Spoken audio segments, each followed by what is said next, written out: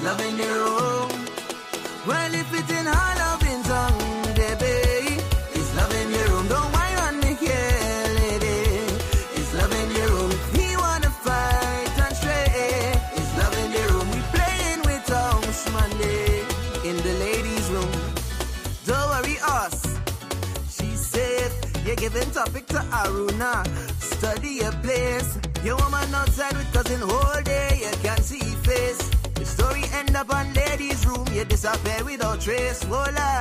If all she know is papi show and stress outside, is love in the room. If you wanna have to girl, take care, they bust the files. Well, if it's in all loving tongue, baby, is love in the room. Don't whine on me here, lady. Is love in the room. If he wanna fight and stray, is love in the room. We playing with house Monday in the ladies' room.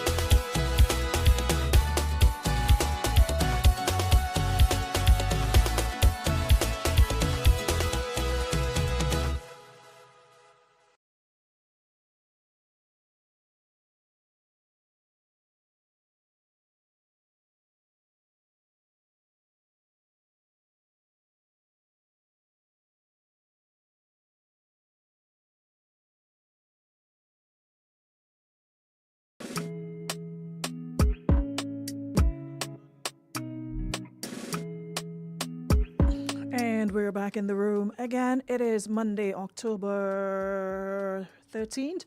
Good morning, everybody. Welcome back to the ladies' room. And if you're just joining us, welcome. Hope everyone had themselves a wonderful weekend and you're ready to embrace another week, another beautiful week. Yep, we're above ground. And of course, that's certainly reasons to be thankful. If you're not here yet, please come on in the room. I want to have a very, very important conversation with you guys this morning. And of course, to get your feedback as well. All right, so as soon as you enter the room, please do me a favor and share the live and tag your friends and whoever else so they too can be part of it. If you're listening on radio, 95.1, 95.3, good morning. If you're listening on the app, the Power app, good morning. Thank you so much. Or if you're viewing on Facebook and YouTube, thank you so much, everyone. Truly appreciate you as always. For another day, Nirvana Spawn, Detox, Beacon Insurance, and Western Union, they're here to make it possible. And for that, we say thank you. So, how you guys keep? Y'all had a good weekend? What did you do or didn't do? Was a relatively quiet one on my end. You know, the usual laundry, clean, wash my hair, what to do our friends. Jackie, whatever.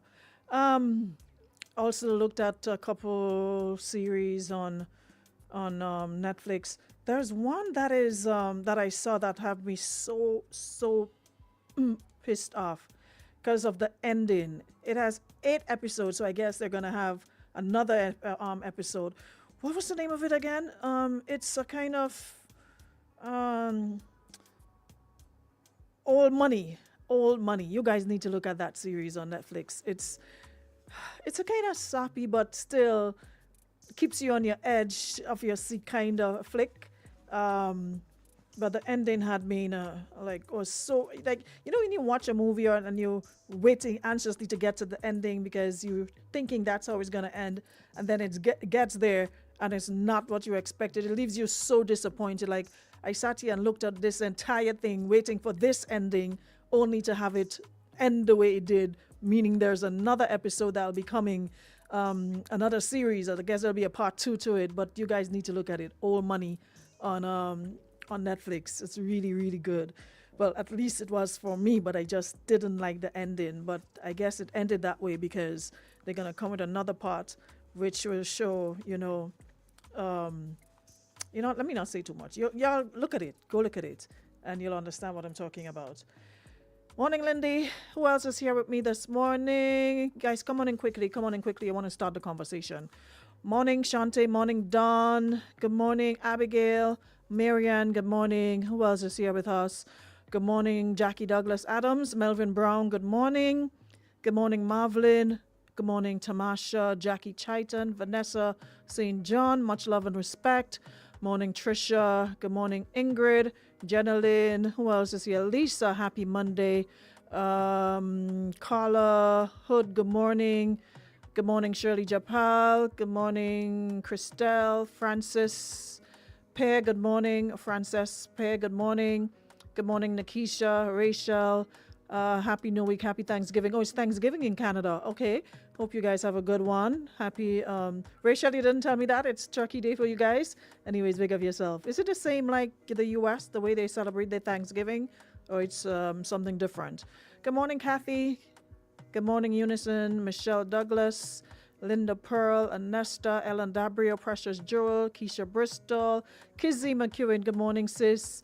Hope you're good. I have to link you today. Akeem Lewis, big up yourself, bro.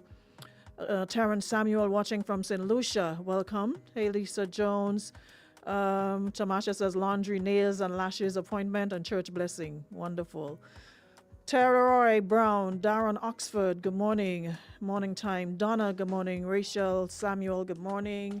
Oh, it's the same. So y'all be eating and doing the most today. All right, enjoy. Imon Redhead, good morning. Kim Khalees, Onika. Morning, Ravi. You made your way over here finally. Good morning, Nasha, and everybody else. USA is in November. Yeah, I know. Petra, good morning. So it's the same thing they say. So it's eating and having a good time. All right. So big up yourselves, enjoy, and be safe. So I'm sure you guys saw the heading, right? So I want to get into. It's not a popular topic, and at the end of the day, we wouldn't all agree or see things the same way, and I guess that's what makes life interesting and not monotonous. Same, everybody feels the same, things the same. But something, sort of caught my attention this weekend, and I basically sat and read a number of comments on this, and let me set the stage for those of you probably wondering what it is I'm talking about or what I'm making reference to. Let me in a nutshell break it down. Every time a young girl goes missing, I see the same kind of comments online. She gone by she man, she not missing, she hiding, she go come back tomorrow. And I always wonder, like, when did we become so dispassionate? When did we become so, for want of a better word, cold? And when did we start treating the disappearance of a child like it's a meme or gossip? This weekend, police put out a missing person report for 15-year-old Darica Smith of Paraclete St. Andrew, and it says she left home on Saturday and hasn't been seen since. She's just 15, a child. But instead of concern, I saw a lot of people making jokes about her hair, wig, weave, whatever, her tattoo, whether real or fake, her relationship status, and completely forgetting that at the end of the day, she's someone's daughter. And behind that lace front and that attitude, there might be a story of pain or neglect or loneliness. And I'm just here this morning basically to say, you know what? Before we rush to judge, we have to ask, why are so many of our young girls choosing to leave home? And why do they feel safer in the arms of whether it's men? I don't know, because at the end of the day, when we get these bulletins, there's no follow-up saying, they were found at this man's home or it's a man. We assume it's a man most of the times, right? So the question I'm asking, why do they feel safer in the arms of men, sometimes men twice their age, than they do under their own roof? What's happening in our homes, in our communities, that makes a 15-year-old disappear into the night and not look back? And here's another thing. When we joke about it, when we spread rumors instead of showing concern, we make it harder for the next girl to be taken seriously. We silence victims before they even get a chance to speak. And let's be honest, sometimes it's easier for us to laugh than to face the truth that some of our girls are not just missing, they're running. They're running from abuse, they're running from criticism, from a world that tells them they're never good enough. But instead of blaming, maybe we should be asking, how can we help? How can we make home a safe place again? How can we build communities where girls feel loved, protected, and heard? Because until we do so, the cycle will continue. And tomorrow night might not be Darica we're talking about. It might be your niece, it might be your daughter, it might be your neighbor. So today I want to open this conversation. Why do we as a society treat missing girls with such disrespect? And what can we do to change the way we speak, the way we react, and the way we protect our children, especially our young women? Ladies, I want to hear from you because I'm seeing a lot of you in the comment section. Why do you think so many of us are quick to judge instead of care? And to the parents, what do you think needs to change in our homes and our schools to protect our girls? Let's stop laughing at what could be a cry for help. Let's remember, she's not by she man, she's 15 and she's missing. And what I've since gotten to understand from a family member,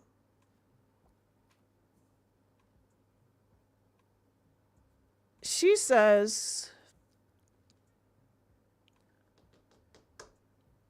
it isn't an issue per se with the home environment.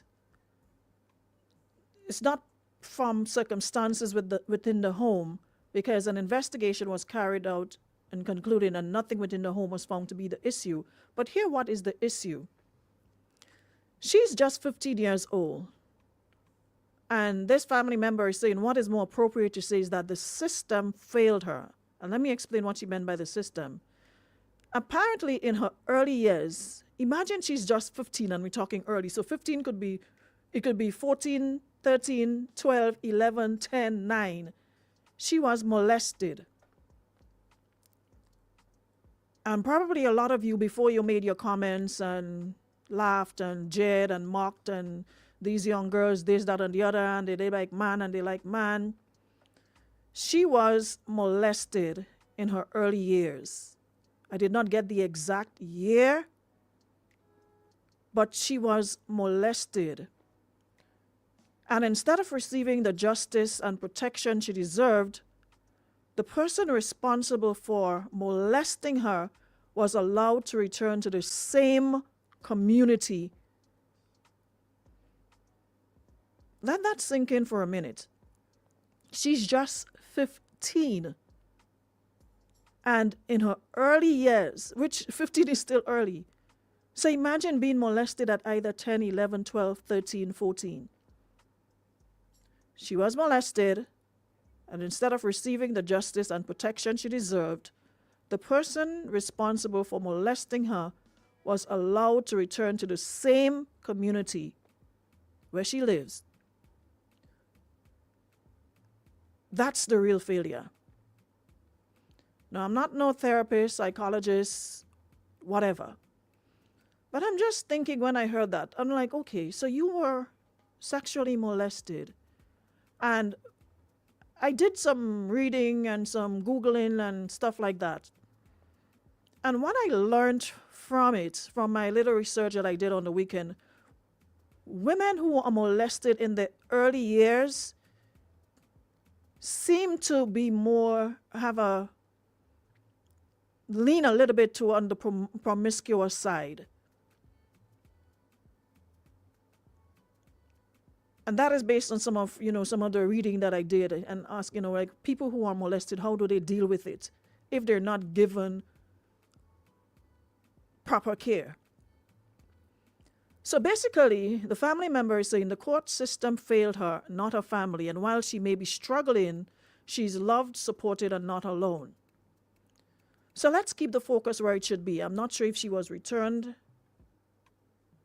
if she has returned to her home as yet. And the family member also went on to say, since coming out of the program, she still has not received any counseling despite it being promised. Up to today, no real follow-through has happened in that area, and that's a critical piece of her healing and progress.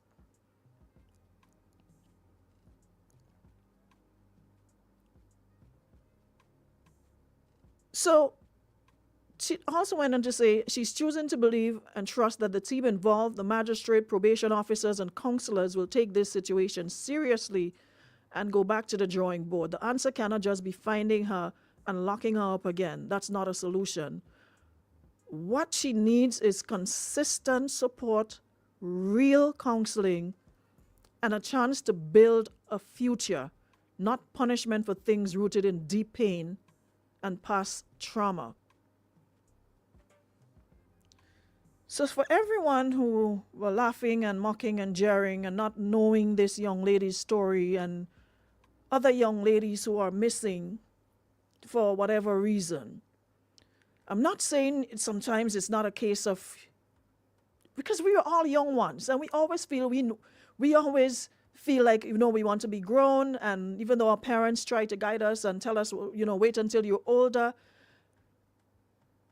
you at a particular age, your little hormones start to kick, man starting to tell you a little thing, they're giving you, and if you are not strong and deeply rooted, you'll tend to go that direction. But what I'm not hearing us talking about, for those who claim that they're going by man, the man that they're going by, are they the same age? Is it another 15-year-old boy? Or is it an adult, a grown man who is supposed to know better? Instead, misleading, misguiding, taking advantage of these young girls who don't even know if the sky blue today or if it's black tomorrow, enough to make decisions like that on their own. So they're either guided by look at change, look at phone, look something, look some money. And all the parents, all the teachers' teachings literally go south, because here's a man telling you, especially if you don't get that sort of love at home. You don't even hear I love you. You don't get hugs. You don't get kisses from your mom or from your dad saying you're the most beautiful girl in the world. I love you, Or all they hear in their home, you're big and stupid and ugly like your father. You're this, you're that, you're this and that like your mother. We don't take a lot of things into consideration when we start pointing fingers and judging people's situation. We never ever stop for a second and think. Sometimes it could be just them wanting to have their own way. That is understandable. I'm still going to give them the benefit of the doubt. And we all know, growing up in homes in the Caribbean, I love you is not something you hear from your parents. You would see them doing stuff. They provide you with everything you need. And you know it's coming from a place of love, but you never hear it. So the first little man that comes through the door and start whispering, oh, I love you, and you're beautiful, and you're this, and you're that. At that age, what do we honestly think is going to happen? So when we're pointing fingers at these young girls, as though they're big women, imagine us as big old women, we make all sorts of decisions. And we're supposed to know better.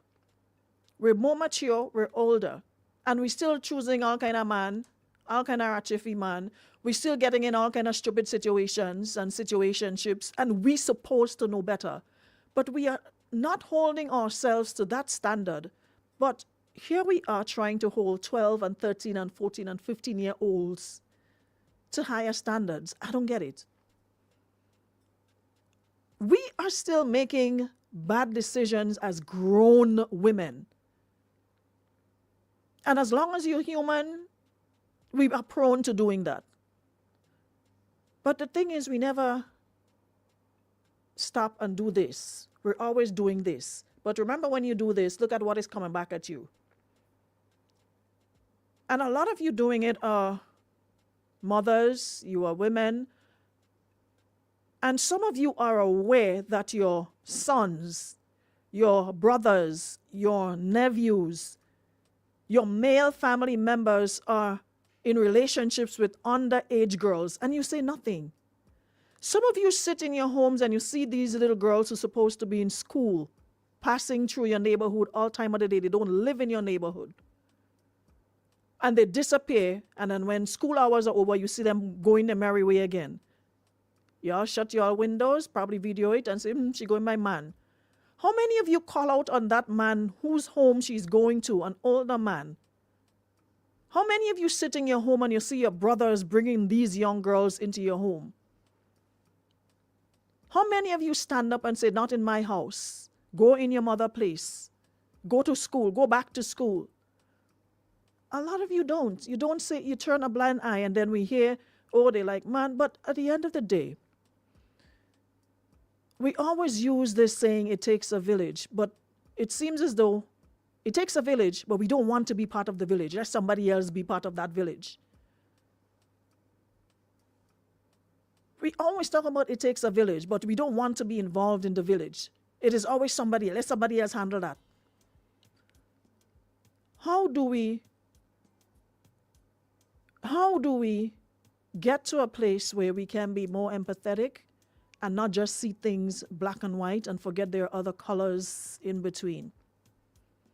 Because I'm not going to lie, it really, I honestly felt sad. I guess that's the empath in me, that I always take on other people's emotions, and then I literally have to shake myself out. Like reading some of the comments, and it's like, all the focus was on her parents. And we don't understand that out of hurt, we do a lot of things to mask. So her way of dealing it is putting on a tattoo, putting on a wig, and it's not something that a parent, and that leads me to another thing. We all always want to blame. But let me ask this. As a 15-year-old, I don't know what age she put the tattoo on. Who did she go by to put on the tattoo? So it just goes to show law and order and anything for money in this country gets a pass. And we blame everybody else. We blame one, and we don't blame because in the big United States of America, as much as they have their way, when it comes to children, children are kept in children's places. Yes, they go out of town, whatever, but you cannot go to a tattoo shop as a child and have a tattoo artist place a big tattoo on your chest without asking for some form of identification or some form of permission from your parent. Everything isn't supposed to be about money. So, who put the tattoo on her as a child and didn't seek or ask, what is your age? Do you have permission from your parents? No. Walk in, put on a tattoo on me, take your money and go. We look at everything, but sometimes we just need to go a little deeper. We just need to go a little deeper. And I could bet my bottom dollar, if, like how some of you claim that she's by some man, that man is not her same age. It is an older man. I'm willing to bet my whole month's salary that she's not going, if she is by some man, as some of you are saying, because y'all seem to know for sure, the based on the she by she man, some of you seem to know that for sure. Even more reason for you to call the police if you know she don't by any man, because I'm sure that man is not 15 years old. I'm sure that man is not 15 years old. It is somebody with his own place, own space, whatever. So it's not always black and white. Like I said, some parents will try, they will bruise their knees in prayer, they will do everything by the book. They will go above and beyond to instill values, morals, you name it. But what we fail to understand, that child goes out every day. She's not within the confines of a home 24/7 where those morals and values will stick. Especially if a child that is, her self-esteem is already low. She needs a lot of work in that department. Plus peer pressure. Some of all you big and old and all still people just pressure all you to do things. All they know all they don't want to drink, man telling you take a drink. Oh, you doesn't drink alcohol? Give me a... Ask people around me as old as I am. Nobody can force me to drink alcohol. I don't drink alcohol. I don't drink alcohol. If you offer me a drink and I say give me a malt and you say, well, you don't buy no malt, that is fine. I'll buy my own malt. I'll buy my own ginger ale.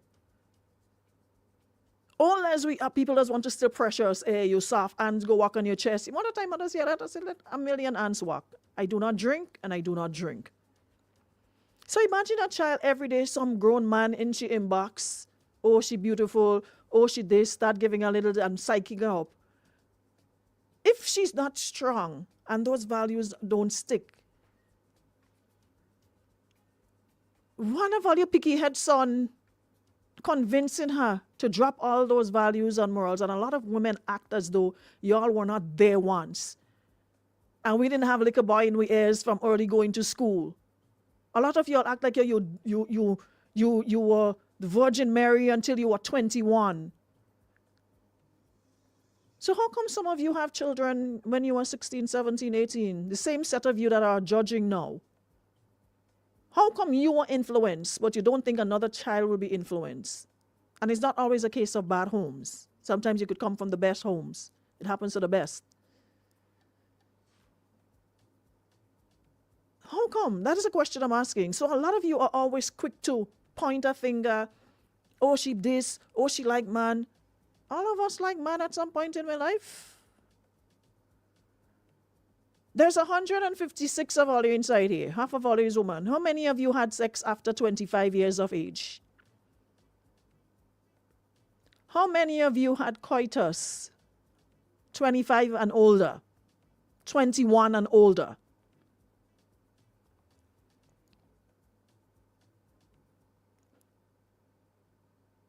Nobody ain't raising their hand?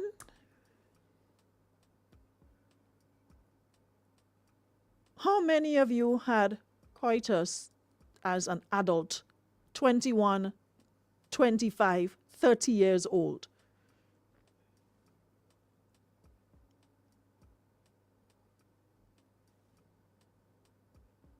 So the same grace that was extended to you, why is it so hard to extend it to these young women? Because you practically probably felt the same way. You probably had a good upbringing. Parents did everything. You probably went to church every Sunday morning. We were in church every Sunday morning. Marlene, why are we people business? Okay, Virgin Marlene.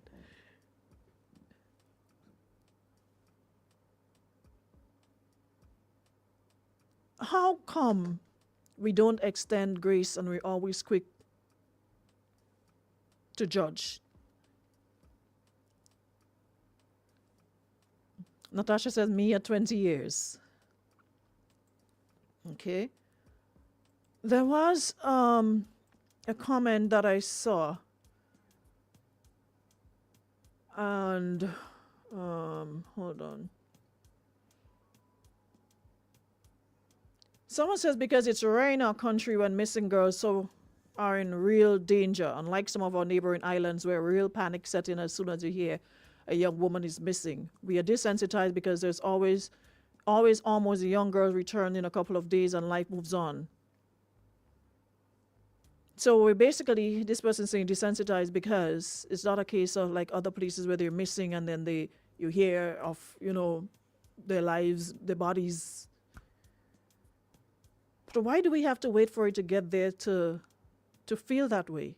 Why can't we treat each case as serious?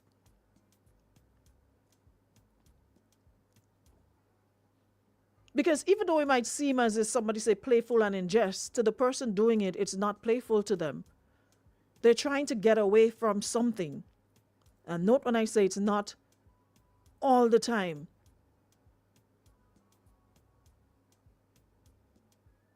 It's not all the time. It's a result of stuff happening at home or molested or what have you. But there are instances. And if this same young lady, it's like a pattern, it's repeated behavior, that means something definitely has to give. And as a family member says, she definitely needs the counseling. Someone sent me this, and it's, as a mother of 3 daughters, this question hits deep for me. We've built a society that too often fails our girls long before they go missing. We judge them for what they wear, who they talk to, where they've been, or the choices they make. And when something happens to them, people rush to ask, what was she doing instead of who hurt her? The language we use shifts blames away from the predator and places it squarely on the victim. That's not protection. That's neglect wrapped in social conditioning. To change this, we must start retraining our tongues and our hearts. Speak with empathy first. Every missing girl is someone's child, someone's world. Stop sensationalizing their stories and start humanizing them. Stop hiding the bad behavior of grown men who prey on young girls and call out the mothers who enabled it for a couple dollars past. As parents, community members, and women, we must show up for each other, share alerts, ask questions, and pressure the media to cover all missing girls equally, regardless of background. I tell my daughters each day I am your biggest advocate. You can tell me anything. Your voice matters, your safety matters, and you are never to blame for someone else's wrongdoing. If we as a society began speaking and acting from that truth, protecting, not policing, that's how real change begins.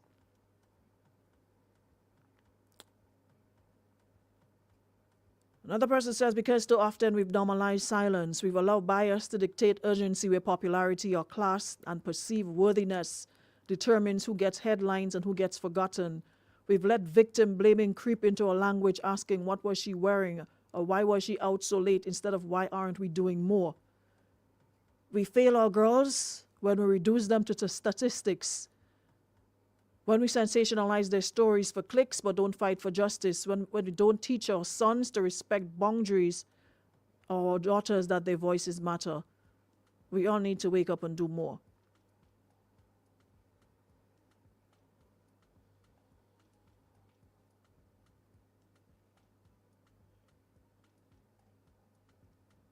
There was a comment that I saw that I wanted to... Yeah, so this person says, when they start to respect themselves and take responsibility for their actions. We're talking about 10, 11, 12-year-olds here. When they start to respect themselves and take responsibility for their actions, accept when they're wrong, respect their home, obey their parents, act their age, report their problems to the relevant authorities. We're talking 10, 11, 12-year-old here. Let's just let that stick while I'm reading this. Report their problems to the relevant authorities. Missing teens are a norm in Grenada, and when they do find them, it doesn't be an alarm. After it's like nothing happened. All the police do is send out a report stating missing teen, found nothing else. So I do believe people are fed up to me saying a teenager went by a man isn't disrespectful. saying they went to have sex isn't disrespectful, because that is the image they painted themselves, not society. The person who wrote it very cool, me, my friend, but I had to ask, and I normally post and I don't, and I had to ask the person again, if we are aware that we are talking about underage girls, what responsibility we expect 11, 12, and 13 and 15-year-olds to make without proper guidance? And that is why I raise the point. We as adults don't even make the right decisions or take accountability for our actions. So how, and a lot of you are unaware that you're doing more and worse in your homes for your girl children to see. Every Monday morning is another Uncle Tom, another Uncle Joe. Come and say hi to Uncle Philip every Monday morning. But it's a case of do as I say, not as I do. So we're asking them to take responsibility, but you as a parent, as a mother, every Monday morning is a different uncle. Where is the responsibility and where is the accountability on your part that your daughter is seeing? And the same Uncle Tom and Uncle Joe, they coming by you, but they're watching your daughter because she walking around the house in little short pants and little neighbor breaker because she home. She didn't place hot in the comfort of your home. But he coming to you, but he watching you. And he's starting to bring little sweetie for you, starting to bring little thing for you and grooming you. Like I said, we look at a lot of things in black and white and we miss the colors. We miss all the colors. So we're asking babies to take responsibility and accountability for their actions. Do y'all know the amount of cases we have in this little rock for incest and rape? The last survey, I think we were in the top 10. Let me say top 10 because I believe we were either number 1 or something. But let me just for safety's sake, until I can find that report, that we were in the top 10 for sexual offenses. Incest, rape, etc. And a lot of times, y'all need to go in the court and ask questions, Find out from the judges and your lawyer friends how many cases we have for incest and rape and all those things. And it's done by adults who are supposed to protect them. There's a lot of reasons children leave home. Sex isn't the only one. And we've just come to a point now, whenever we hear of a missing girl, we just assume that, hey, once a missing is a man. So if that is the case, when are we going to hold said men accountable? We want to hold 11, 12, 13, 14, 15-year-olds, because last I checked, age of consent is supposed to be 16. So if you're having relations with children under 16, that means it is rape. So we're asking 11, 12, 13, 14, 15-year-olds to respect themselves and take responsibility for. How come we are not asking the men to respect these young girls and leave them alone, give them a chance to grow and make their own decisions? How come we don't have that same energy for the men who are raping and molesting these young girls?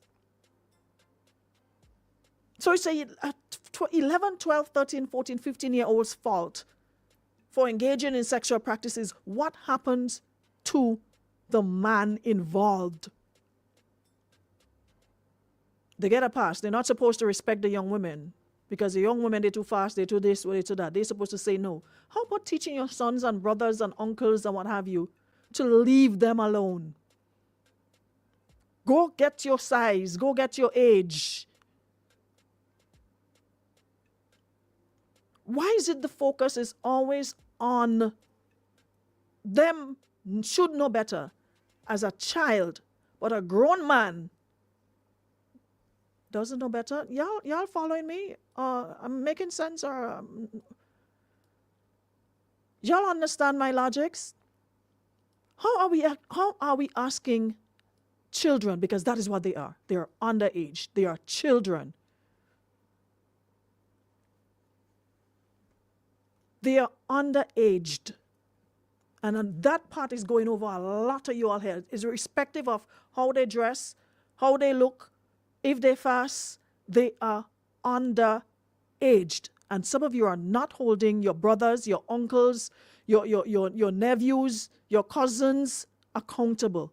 And a lot of you are aware that they are involved with underage girls. But y'all say nothing. But you turn around and blame a young girl who at that age don't even know how to wrap up sanitary napkins and dispose of it properly. Who can't even boil an egg good. But you have men putting questions to them, and we don't hold said men accountable. I don't get it. What we say? After 12 is lunch. And y'all grin and give, and don't see that as a problem on this rock. Y'all don't see that as a problem.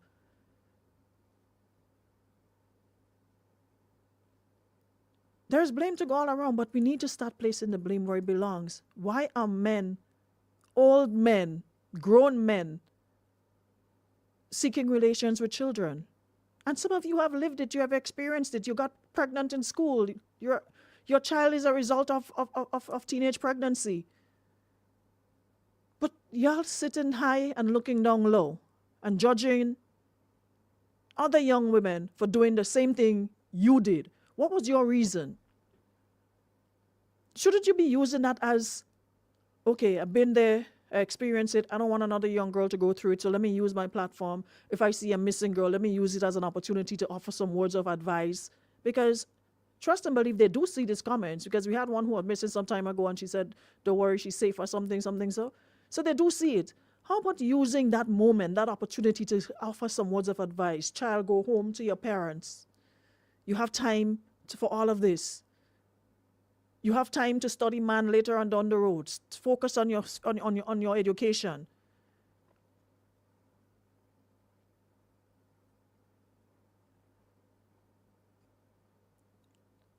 So Honey says we live in a patriarchal society steeped in rape culture. Yep. I know. I know.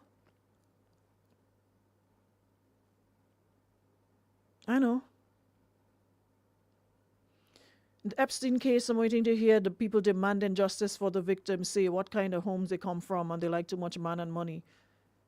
Come on, fellow humans. No. That is why I'm saying it is something that is seeped, it's ingrained in us so deeply that we cannot see that it is a problem. That it is a problem. Grown men are in relationship with underage girls. We don't see that as a problem. We're seeing the underage girls leaving home, being enticed, and they are the problem. And the grown man who is supposed to know better, going into these children's inbox and having these kind of conversations with them, we don't see that as a problem. I don't know what to say to us again if that's the way we feel. I guess if nobody else hasn't seen it differently, it's a case of it is what it is.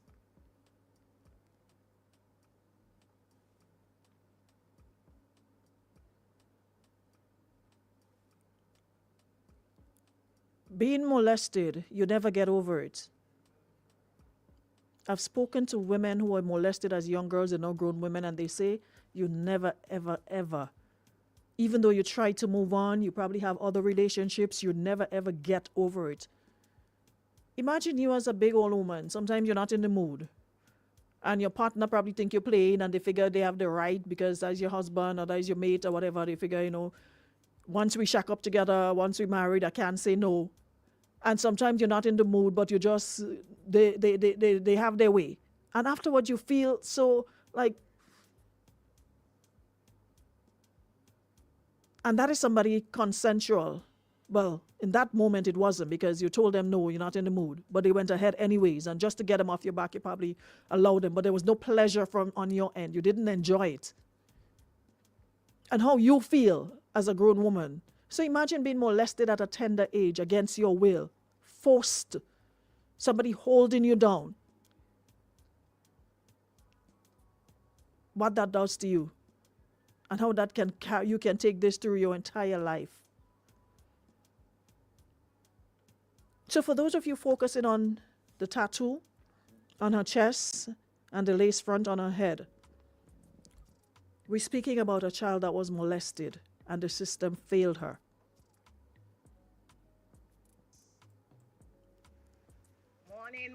Morning. Good topic this morning. I'm a Vincent Shan, and my name is Esther, and I'm going back up tomorrow, God's prayer life. So good topic. Any parents see no concern about them children well-being, where the children go, and them kind of thing they, and what time the children coming back from school and them kind of thing they, them parents they don't have no love for them children. Some parents selling out their children, you understand, at certain age just because of money. You understand? And any parents they see missing them children and they even say concern about your children. You understand? Them ain't no parents. Them ain't no parents. That is why you have to play this music for the careless mother them. Now make them take advantage of you. Nah. Young girl wanna school ya and not follow nobody. That man where you call you sexy would be twice your daddy. I know time of flight greater, plus your mama don't have it. Me, I make them telling, I make them come mess up your body. I say them dirty man, man. If the people them pick me alone. Thank you so much, caller. I like that. Gotta go. Someone says, good morning, neighbor. It's a tough one. I recall my teenage years, 13 to 17. I did some things that gave my mother a heartache. No matter who spoke to me about the dangers, my brain did not process what the effects could be. Only God, why I'm here. It's only as I was older I realized what I did. When I reflect, I realized I was very self-conscious and low self-esteem as a teen, maybe seeking validation elsewhere. We can relate. We can relate. That is why it just hurts my heart to see other women tearing down other young women when we know we can relate. And sometimes it has nothing to do with home. You're just seeking validation. Somebody tells you what you want to hear.